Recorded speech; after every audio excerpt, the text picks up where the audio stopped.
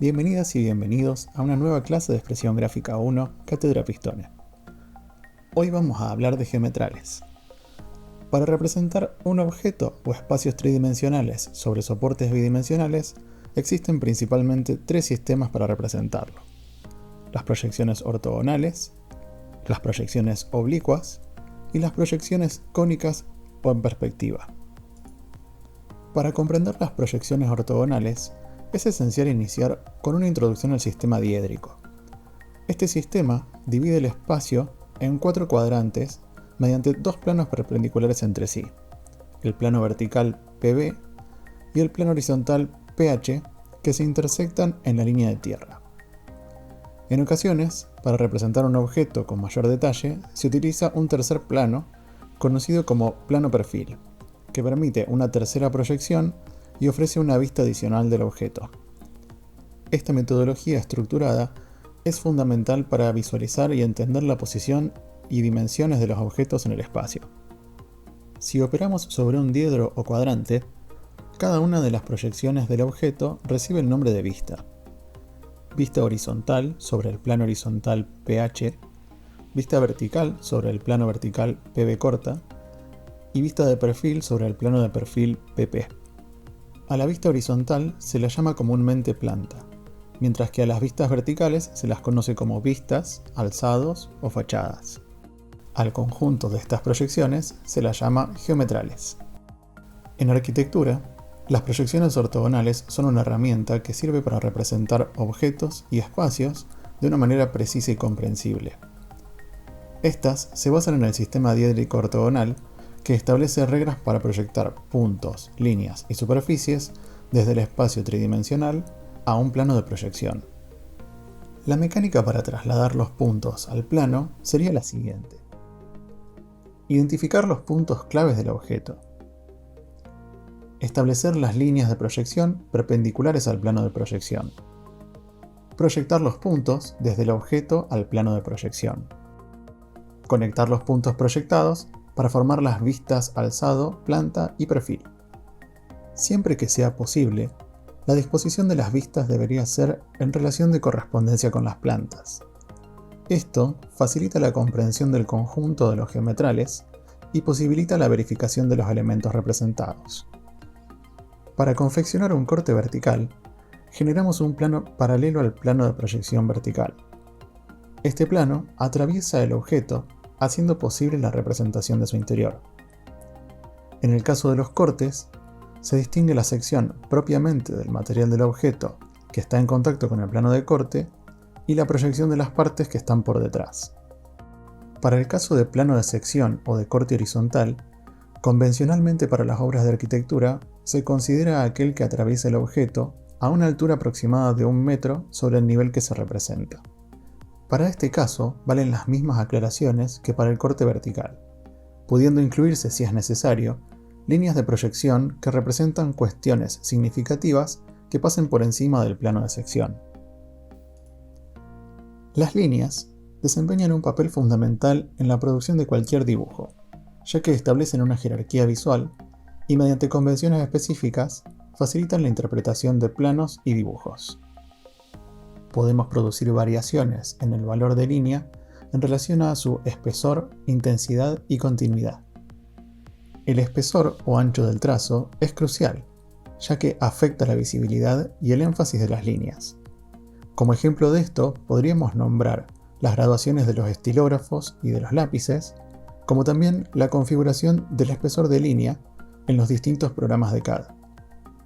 La intensidad se relaciona con la saturación de pigmento o variación de tonos presente en la línea. Puede ser más oscura o más clara según el propósito del dibujo. La continuidad o interrupción de la continuidad genera diferentes estilos de líneas. Algunos ejemplos son línea continua, línea de trazos, línea de puntos o línea de trazo y punto, entre otras. En el ámbito de la representación arquitectónica, si bien no existen normas que definan los tipos de línea, las normas IRAM para el dibujo técnico nos sirven de guía. Basándonos en estas normas y en convenciones bibliográficas, vamos a mencionar algunas clasificaciones que van a servir para orientarnos al momento de dibujar.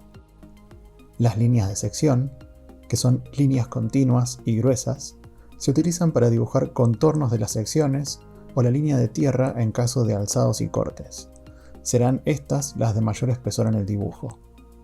Las líneas de vista, que son continuas, de espesor medio o fino, se utilizan para contornos y aristas de los elementos visibles. Su espesor e intensidad van a depender de la distancia y la jerarquía de lo que se está representando. Las líneas ocultas van a ser líneas de trazos cortos y de poco espesor. Estas se utilizan para los contornos y aristas que quedan ocultos por otros elementos situados por delante o por encima de lo que estamos dibujando. Las líneas de proyección son líneas de trazos largos y de mediano espesor. Se utilizan para la proyección de elementos que están ubicados detrás del plano de sección. Las líneas de ejes son líneas de trazo y punto. Estas sirven para indicar ejes de simetría, planos de corte, límites del predio, etc. Las líneas auxiliares, que son de poco espesor y de baja intensidad, se utilizan para líneas de cota, líneas de proyección, flechas, indicación de aperturas y para toda indicación gráfica que sea necesaria. En el dibujo técnico, la escala es una relación matemática que define cómo se representan las dimensiones reales de un objeto en un plano o dibujo. Es una herramienta esencial que permite representar objetos de manera proporcional, ya sea reduciendo o ampliando su tamaño para que se ajuste al espacio disponible en el papel. Existen dos tipos principales de escala: las de reducción, cuando el objeto real es más grande que el espacio de representación, y las de ampliación, cuando los objetos son pequeños y se representan en un mayor tamaño para apreciar detalles. La escala se expresa como la relación entre una unidad de medida y un factor. Para las reducciones, se utiliza un factor de división.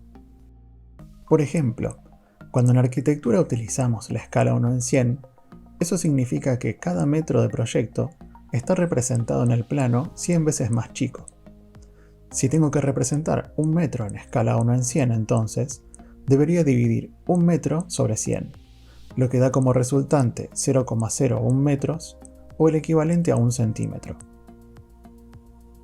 Para las ampliaciones, en cambio, se utiliza un factor de multiplicación. Por ejemplo, si tuviese que representar algo en escala 5 en 1, debería verse 5 veces más grande. Entonces, si yo tuviese que representar un objeto de 1 centímetro en escala 5 en 1, debería multiplicar 1 centímetro por 5, lo que da como resultado 5 centímetros. La escala gráfica es una representación visual que muestra segmentos marcados con valores numéricos para indicar las dimensiones en un dibujo. Es especialmente útil cuando las escalas estándar no son aplicables, ayudando a comprender mejor la escala de un dibujo y a verificar la precisión incluso si el tamaño del papel se reduce.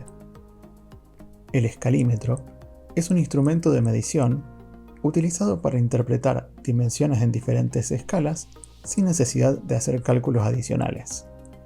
Este define una serie de escalas estandarizadas y sus múltiplos, permitiendo a los usuarios trasladar las medidas reales a un plano o dibujo con facilidad y precisión. En el dibujo técnico y la representación arquitectónica, el nivel de detalle está directamente relacionado con la escala utilizada.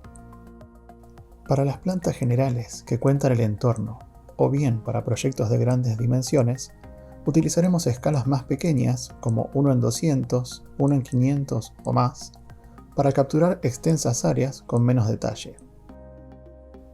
Para las plantas de arquitectura, utilizamos comúnmente las escalas 1 en 100 o 1 en 50, ya que proporcionan un buen balance entre la visión completa del proyecto y detalles arquitectónicos importantes.